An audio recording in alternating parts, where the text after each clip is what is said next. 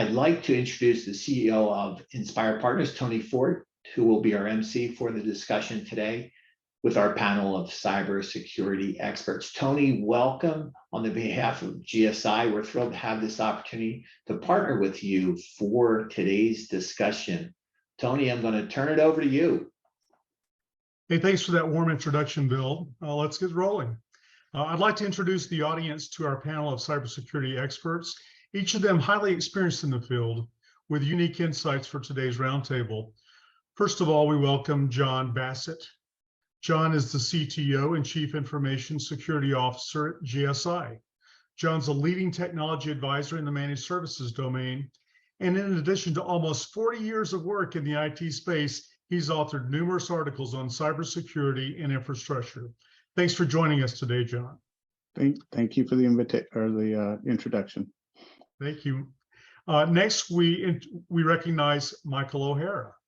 Michael is the Director of Compliance and Security at TravelNet Solutions, and previously was head of cybersecurity at Avon. He's an active member of several cybersecurity professional associations and has published multiple articles on information security. Michael also is a regular participant on roundtable discussions, just like the one we're having today. The third member of our panel, Cody Comstock. Cody is an insider threat engineer with ForcePoint, an InfoSec consulting firm in the federal space. He has more than 10 years of cybersecurity experience, including service time in the U.S. Marines. Cody has a Master of Arts degree and will be completing his PhD in 2023. Again, I'm Tony Ford with Enspire Partners. I'll be serving as your MC for this webinar. For our roundtable session, we prepared several questions that are topical to the cybersecurity theme, and will afford our panelists the opportunity to weigh in on each of them. Following the roundtable, we'll open up the discussion for questions submitted from you, our audience. So John, my first question goes to you. We're seeing a significant increase in information security awareness and spend at clients of all sizes. What are some of the drivers that are propelling this activity? It's been a real challenge, especially over the last 3 to 4 years. A few of the drivers has been a huge increase in ransomware and email compromise. In fact, that is probably the largest threat to smaller businesses that maybe had not had a mature information security program. You know, for the hackers, it's much easier to trick a human being into clicking some kind of link than it is to break something like a 256-bit encryption key, or to hack a software system, although that still occurs. COVID made that much worse. The reason why is because people started to work remotely from home, and many companies did not have the technology in place, and they were scrambling to secure those people that are working remotely. And that led to an increase in end user education through tools like KnowBe4 and additional, technology spent. In addition, I'd say that the laws are getting tougher on entities, to protect themselves. Okay, good. I would say we actually had, shall we call it, a successful ransomware attack on Enspire Partners a few years ago. So we're living evidence that that's a real threat. Thanks, John, for your answer. Michael, do you have anything that you'd like to add on this question? Yeah, sure. Thanks. The spend is increasing because the C-level is waking up to an unfortunate reality. So long as there is money to be made, executing attacks because the ROI is low and the return on investment is extremely high, they're just going to continue. And a lot of companies, as John mentioned, haven't yet reached maturity where they can repel an attack and or react. And it's even larger companies, Colonial Pipeline, JBS, SolarWinds, and those attacks cost on the back end an order of magnitude. So I think as more sea levels become interested in this topic. It's practical and forward thinking to engage with your cyber leadership to reassess what your risk appetite is, or create one, what existing gaps are, what would the business impact be of an incident, and what is the effort complexity to remediate it. Thanks, Michael, for your answer there. Let's stick with Michael, and I'll pose a new question for you. How do you effectively, Michael, how do you effectively blend proactive and reactive information security measures? And to put it a different way, when it comes to cybersecurity, how can you expect the unexpected?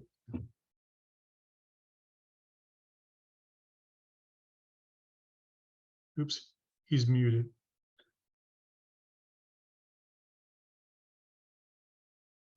Michael, you're muted. Yeah, it was. It took a while to get that unstuck. Okay, he's back. Yeah, I'll apologize to the group, to the audience also. I'm having demo and reno done, so I want to keep the noise down. Sorry. I was saying that it's not possible to prevent every attack. Environments are too complex, and the mindset with security leaders has shifted from believing you could prevent attacks, and it has moved towards a more practical take on it, which is, I can't prevent them all, but I can know that they're happening, and I can automate against any of those attacks. You try to keep bad guys out. A lot of companies have GRC obligations, and those are requiring security controls, because you really can't have compliance without security. It is forcing many companies' hands to start making that investment to be able to have that that SOAR, or that automated react mode. Good. Let's fold Cody into the conversation. Cody, do you have any other comments on this topic? Sure, absolutely. I think that, at least from my observation of the organizations that I work with thus far, it really helps to have some sort of organic component. And that may look like a blue team, red team balance. I've seen that having, say, a phishing campaign, a small phishing campaign, really helps drive home the many mistakes and issues that users can make, because they tend to remember those mistakes far more so than, say, using their security awareness training. Because generally what I've seen is there's two issues that we run into, and that is misconfigurations and what I call trivial user behavior. Oftentimes it's not malicious. They just click a link. They don't know what they were doing, la la land, of course. But when they learn from that mistake, they've got to meet with, say, their manager or their director. These mistakes tend not to happen. So a balance between the proactive and reactive could have just a small organic contingent of red team and blue team for an organization. Good. Okay. Cody, I'd like to continue with you, but looking at some practical implications, can you provide some real-world examples of cyber attacks that maybe you've had to respond to, or that you've researched or studied? Sure, absolutely. This is, I guess, a pretty interesting answer, and of course, we'll put the political perspective aside. But the one that I remember the most, and kind of wasn't involved, but I studied, was that of Edward Snowden. And no matter how you view it, it was an organization that lost data. So of course it hurt this organization. And a simple Google search right now can kind of tell you that it's been nearly 10 years and we still have people trying to figure out the impact and the severity of what he did. But it also kind of boils down into, how that may be rather typical. So like there is I forget his name at the moment, but he was a director with the FBI under the counterterrorism department, and he was there for 20 something years. And then you have another senior analyst with the DIA that was there for many, many years. And it seems that it's just this,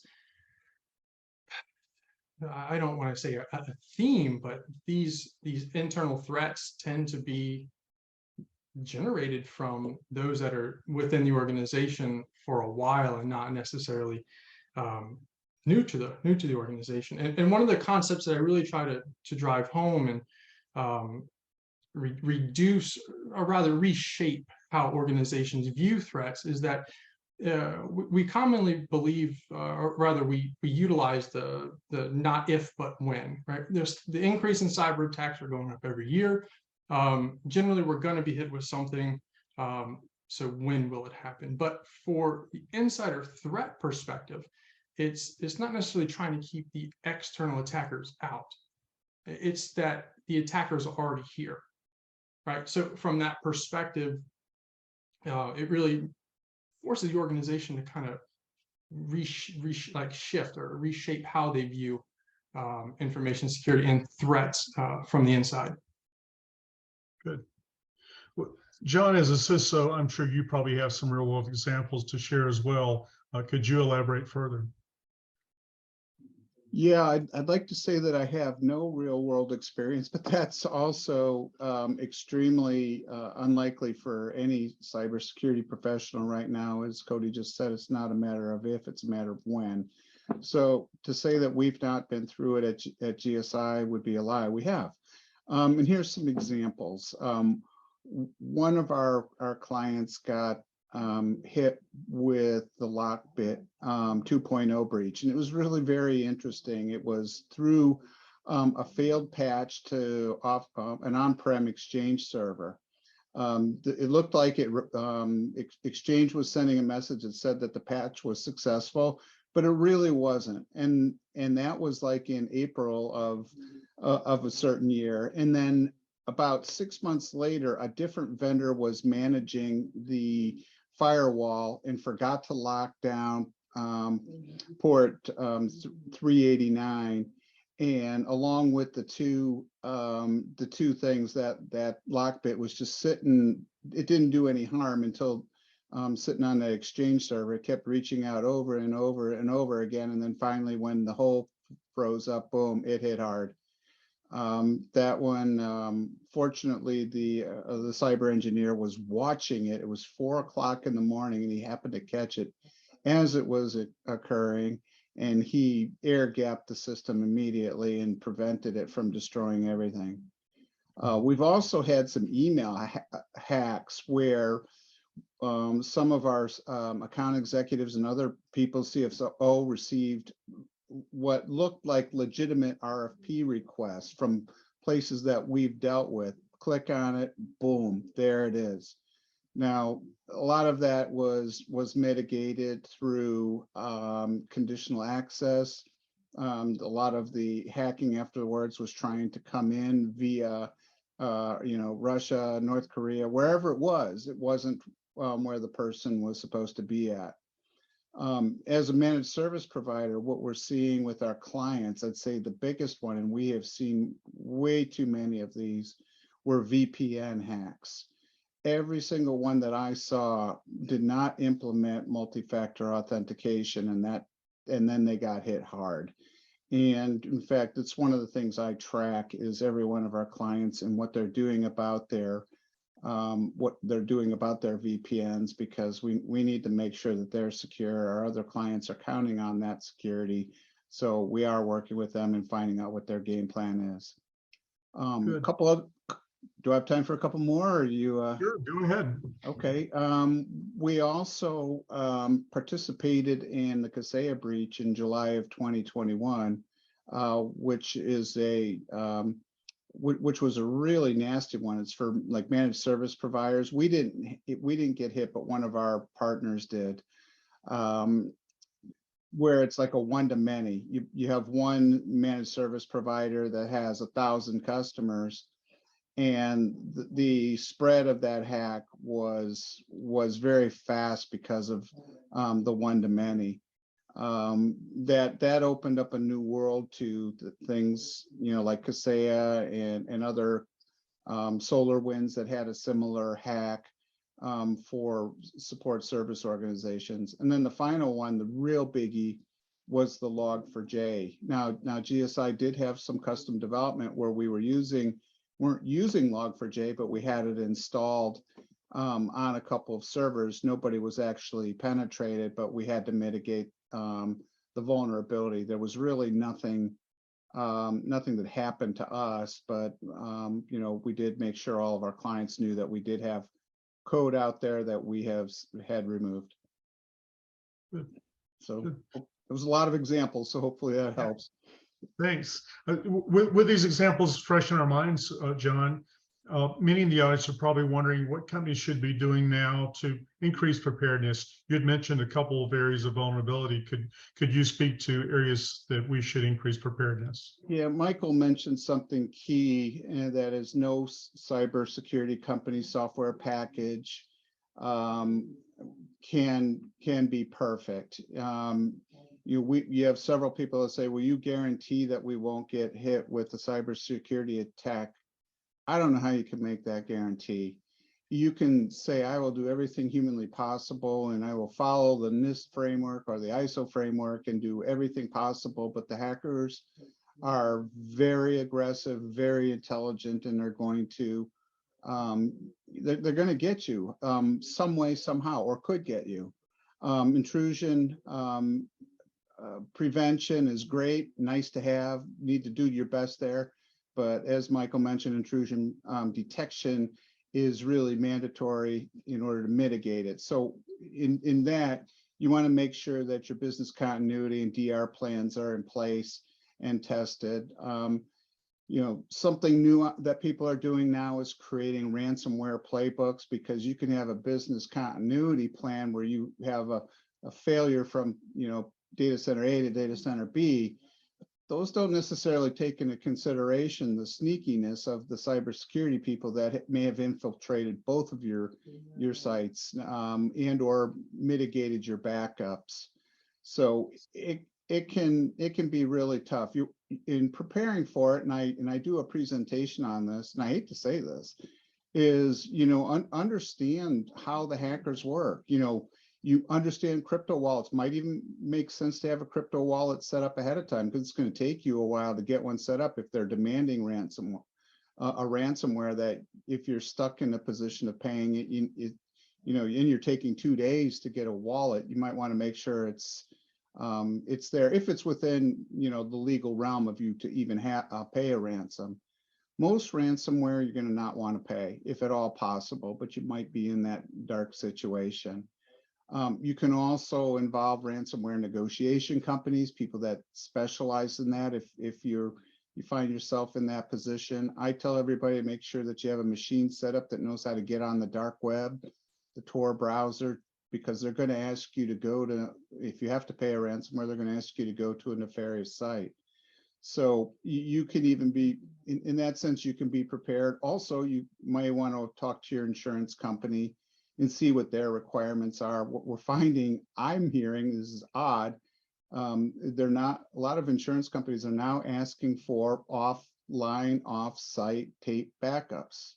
And that seems kind of odd, it goes back 20 years or more, but I think they're thinking that in many cases could be the safe way to go. I'm not saying I agree with that or disagree with it, but some insurance companies are asking for that. Right. So that's my 2 cents. Thanks, John. Michael, anything more you'd like to respond to that question with?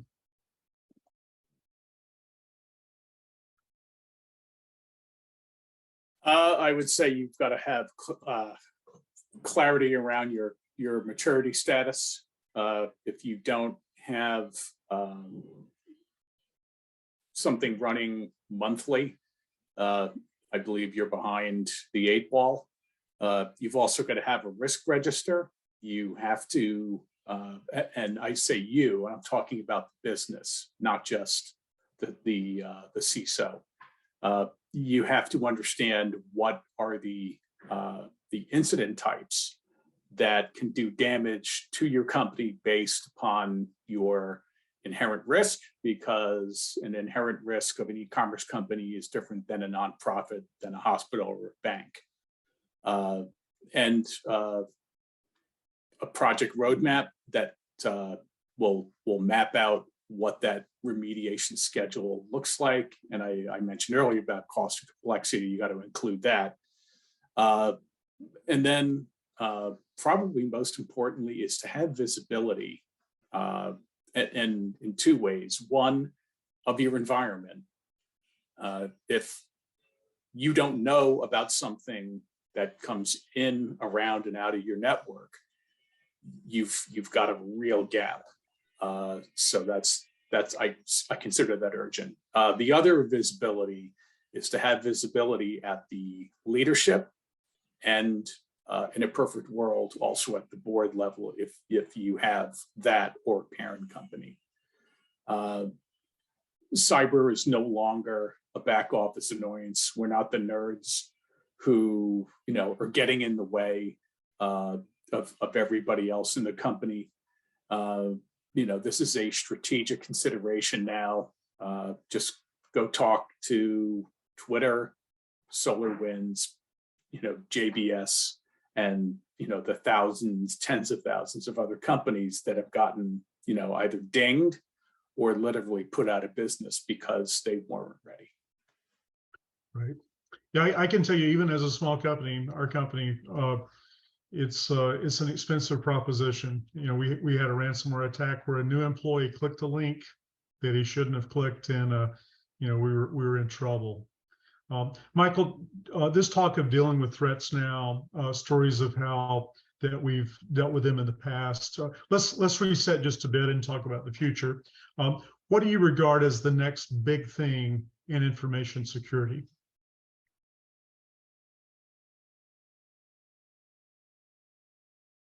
Oops, you're muted again, Michael. He's back. And you would think I'm a technologist. Well, one of them is how the proliferation of GRC is having an impact. You can call that good, or you can call it bad. It's good because if you are subject to PCI or CCPA or GDPR, and you're on the hook for that, you have to have good security controls behind that. You have to go through the checklist. I'm checking this, I'm checking that, or not applicable, or I have a compensating control. Unless you answer all those questions, you don't get certified. If you don't get certified, you are placing your relationship with clients, current and potential, at risk. I see the different GRC obligations as selling points or an opportunity for companies to socialize the importance of all of those internally and also with clients. But the real big one, there have been some very high profile, I call them CISO incidents. You have to go back to Joe Sullivan, who was the CISO at Uber, who just got convicted, for concealing information and concealing a hack through their bug bounty program. It puts the CISO in a very difficult situation. I mentioned a couple of minutes ago, we are no longer the wonky guys that get in the way. If you're looking at it from our perspective, we're now business enablers. The rest of the business might be thinking very differently about that.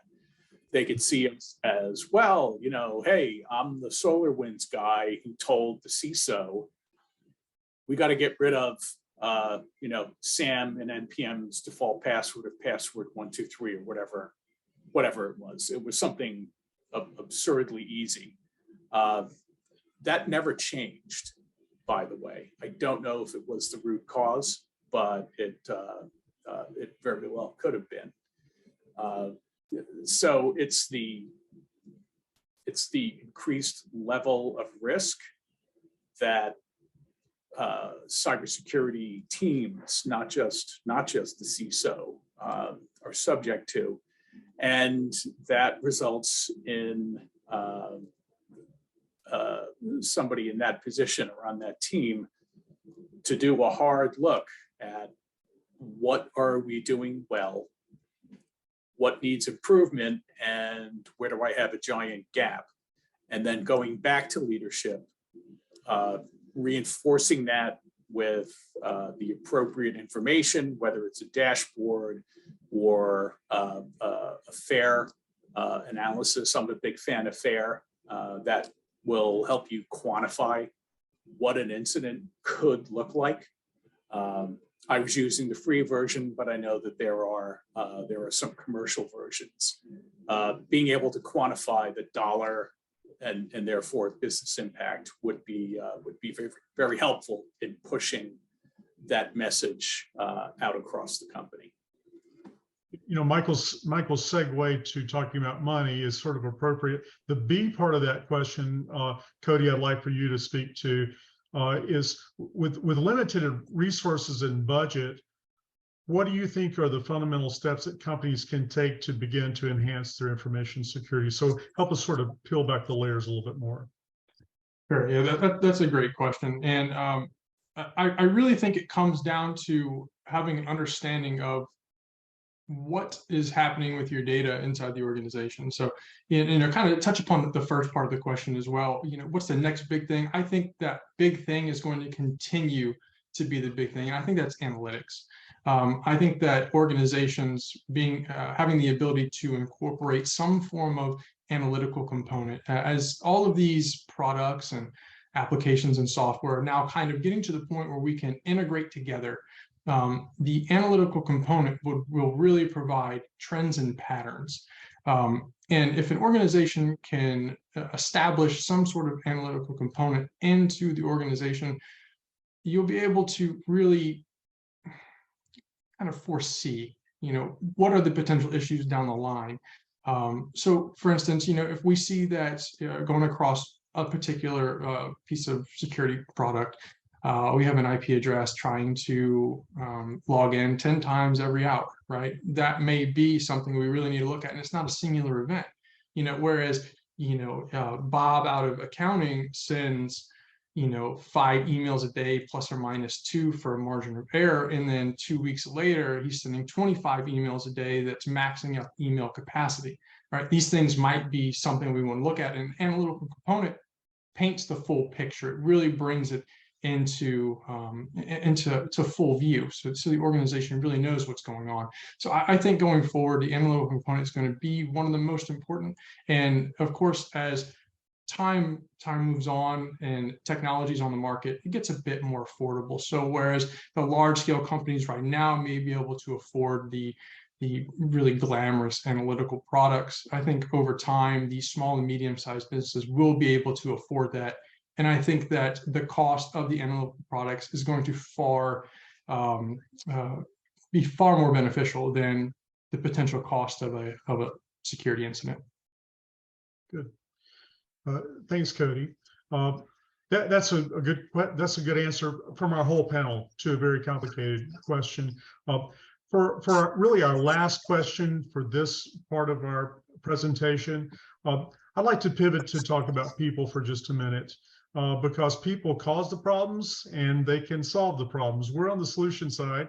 So Cody, how can companies go about finding the right people to help them implement their information security strategy? Yeah, that's a great question as well. Well, I think the right people are certainly important. I believe that the capabilities that the organization has is a bit outweighs finding the right people. And what I mean is, if an organization has the capability to do something without the people, that's one thing. But if it has the people without the capabilities, that's far worse. Furthermore, every organization tends to have a variety of products they use. They operate differently. So I think having the right capabilities and then finding highly potential individuals to be able to mold and fit into the way the organization operates is a bit more beneficial than trying to find the right people, especially with all of these products. Technologies are very new. Something new is coming out all the time. And it may be very difficult to find an expert for that product. Whereas a general background and being able to put them into the slot of this is our suite of products within the organization, and molding them, shaping them to what the organization needs is a bit more significant and a bit more important than just finding the right people. Yeah, I'd like to piggyback on that just for a second. When you have cybersecurity openings, obviously think of Enspire Partners. But speaking to Cody's topic, right now we have 3 clients that are looking for cybersecurity people. The titles are almost all the same, but the underlying skill sets are quite different in each company. And a lot of that is tools related. So, they want a person hands-on with this particular tool, and they need general cybersecurity experience, but they want someone with specific experience with a given tool. I think to Cody's question, if finding the right person, maybe finding a person like Cody that could fit into a lot of different spaces in your organization, regardless of whether he has 3 years, let's say, with Microsoft Defender, which is one of our clients are very specific about their Azure environment. They need those kind of skills. So I will say, though, please think of Enspire Partners when you're looking for people. That's part of what we do. Obviously, GSI has strong cybersecurity consulting capabilities as well with people like John.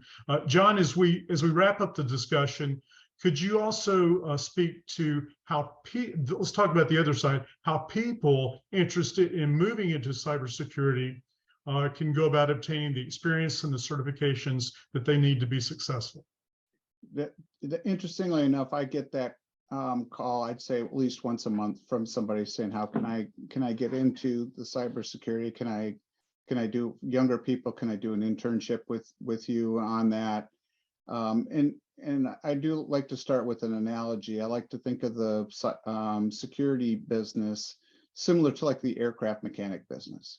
Right now, for every aircraft mechanic that is out there, he probably can choose 7 or 8 different jobs.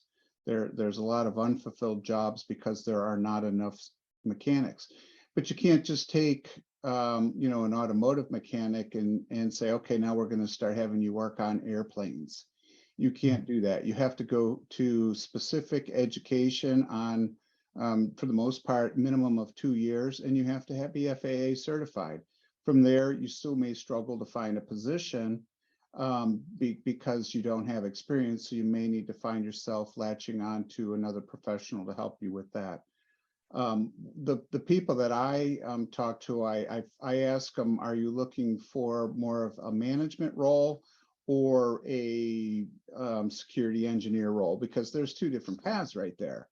Things like CISM, Cyber Information Security Manager, and CISO generally tend to be executive level, manager level positions that really shouldn't get involved with the day-to-day operations. They need to understand what the security engineer does, and they need to understand the tools, but doesn't necessarily do the work. And the other would be like a CISSP certification would be for a cybersecurity engineer, somebody that does like to get hands-on. Now, those are somewhat higher level certifications, give you an overall understanding, but you can go to places like Pluralsight and Udemy to get some online training. There's plenty of classes that you could go to face-to-face, but since the advent of the last couple of years, most people are looking for online. And then, of course, along with that is the associated certification. EC Council has a lot of both CISSP, CISO, and also pen testing education and training. For those that maybe want a more infrastructure background, you can look for like Azure, AWS, or OCI certifications. And those are really good jobs right now, good paying jobs. And there's a lot of places in the world right now to get mentoring with an experienced company. Good.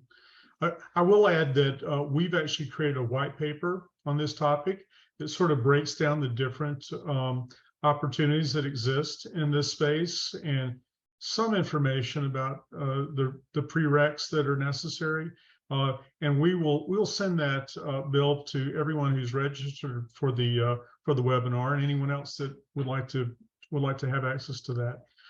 I'd like to wrap up this part of our discussion to say it's been an outstanding opportunity, and I appreciate the care and the time that our panelists have taken to respond to these questions. Bill, I understand we may have had a few more questions to pop up from the audience during the panel discussion, so I'll turn things over to Bill so that he can handle our QA time. Bill? Oops, muted. Guilty as charged. Thanks, Tony. Now we'll move into our Q&A session of our webcast. While I see we already have several questions submitted online, I would like to remind everyone that if you would like to submit a question, you can do so by clicking that Q&A button on the Zoom console bar, which you'll see either at the bottom or top of your screen. So again, if you'd like to submit a question, you can do so there. So with that, let's move into our questions from our participants. Our first question comes in from Javier, and the question is there a relative scale in which cyber attacks can be measured, specifically with regards to insider threat and external attackers? Anyone want to jump on that one? Yeah, that's actually a great question. So short answer is, coming from the insider threat perspective, short answer is no. I don't believe there is, and here's why I say that. So say you have a small to medium-sized organization, depending on the level of or the value they associate with their data, if they were to be presented with a ransomware attack of $5 million, right? What would be reasonable to do for that small to medium-sized organization? So the information that may be captured from that ransomware attack, if it's released, it may or may not really damage their competitive advantage in that market, but the $5 million ransomware payment may be far out of reach. But if, say, I were Coca-Cola, that $5 million ransomware payment, to keep our secret ingredients off the market, which would be absolutely disastrous, would be quite an easy choice. So, as a scale, I don't think there is one. I think that there is a situational dependence for each organization, and they need to really evaluate the value of their data by, what it may cost. But no, I think it just depends on the organization. Thanks, Cody. Not sure if anyone else wants to add to that. Yeah, I'll chime in because I have had e-commerce experience. If you were talking about PII or PCI or PHI, if you're talking about losing any of those types of records, those do have sort of I'll say a ballpark per record cost. PII is like 175.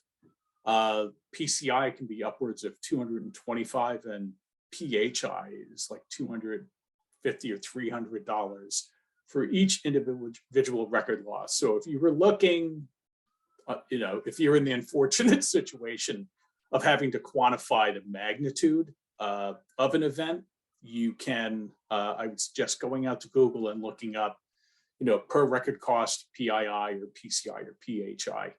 I'm hoping that's not the case, but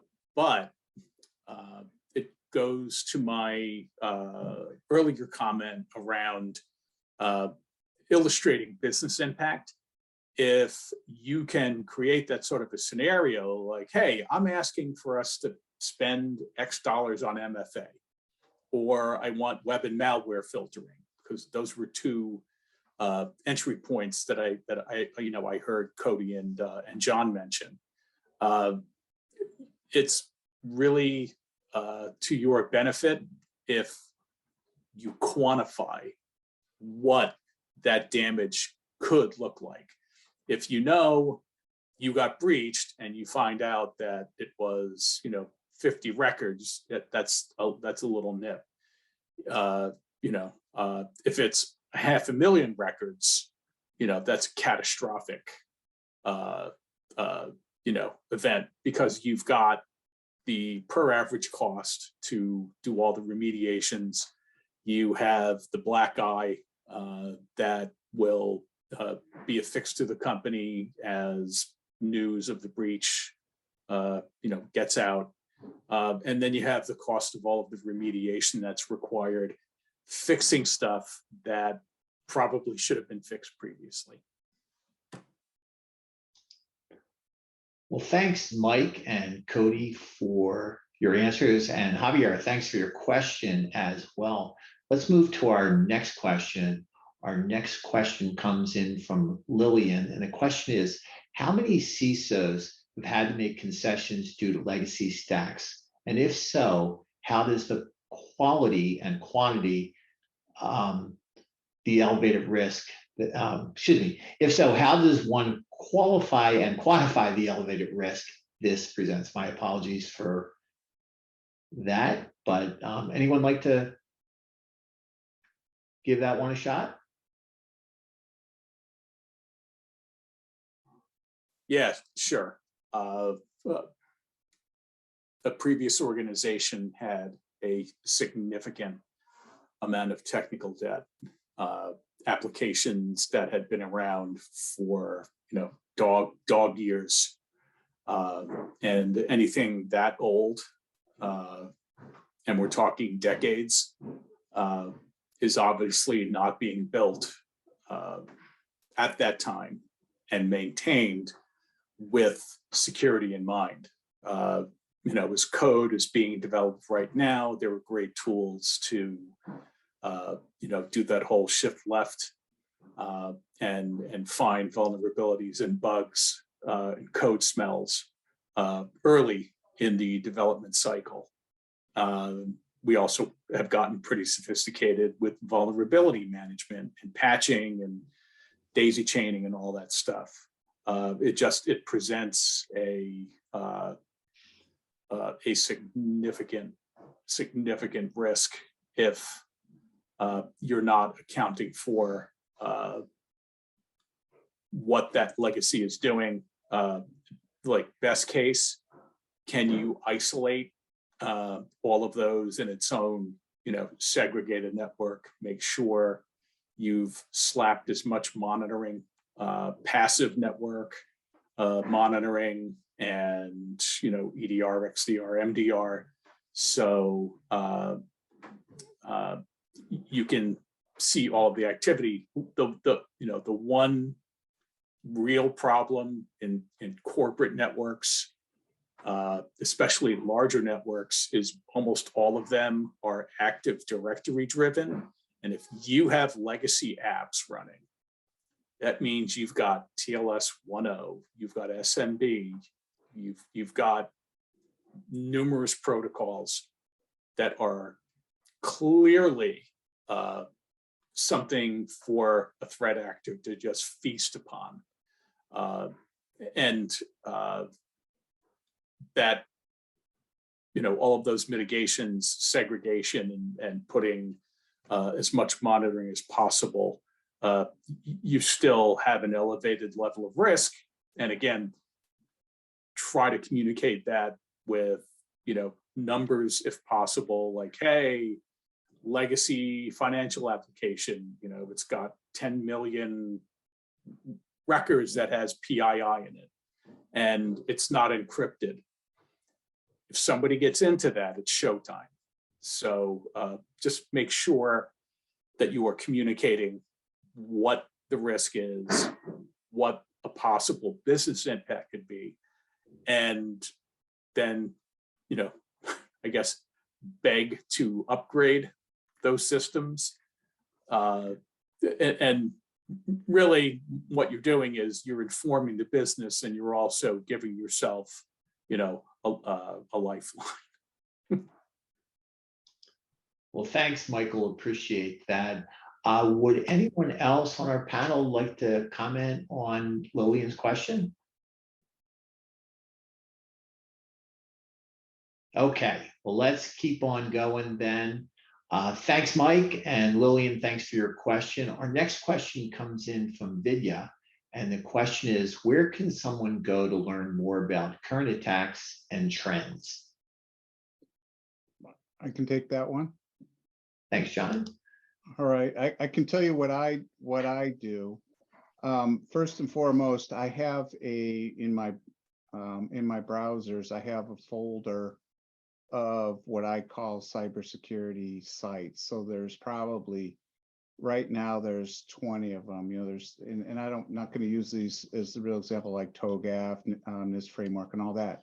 But if you're just looking for general information, my opinion is the first place to start is in the United States is CISA.gov, CISA.gov. There's a wealth of information there, and you can get signed up for their alerts so that current attacks, things that are happening today, will be in your inbox as soon as they're aware of it.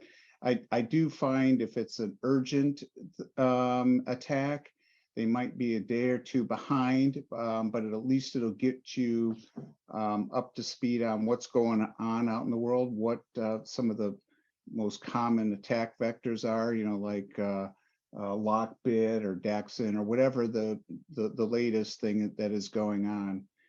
The FBI has good information as well. One that I've recently started using is a part of NIST. It's the National Cybersecurity Center of Excellence.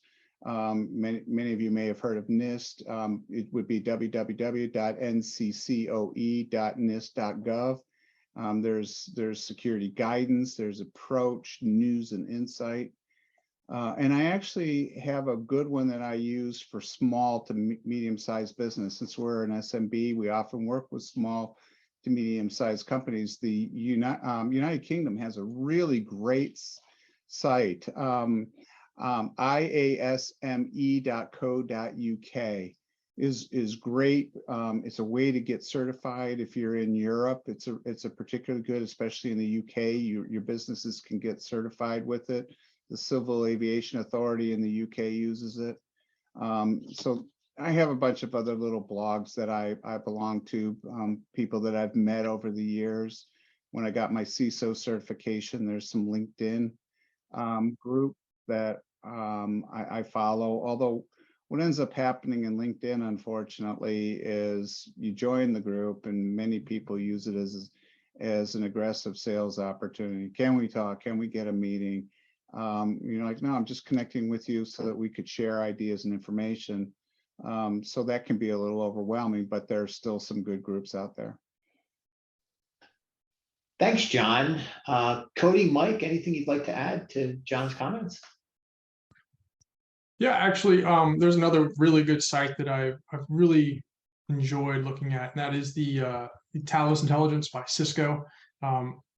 I think, with their vulnerability information, the vulnerability reports, and showing the host names, IP addresses, and whether it was legitimate spam or malware, would really at least open up some of these avenues that organizations can look at, where they can create blacklists, whitelists, or what have you. So I think the Cisco Talos, as well as I think it's Google Project Zero. I think that's also a really good one. Yeah. You really can't get any better resources than what John put out. But those are two extra ones that I think are really helpful.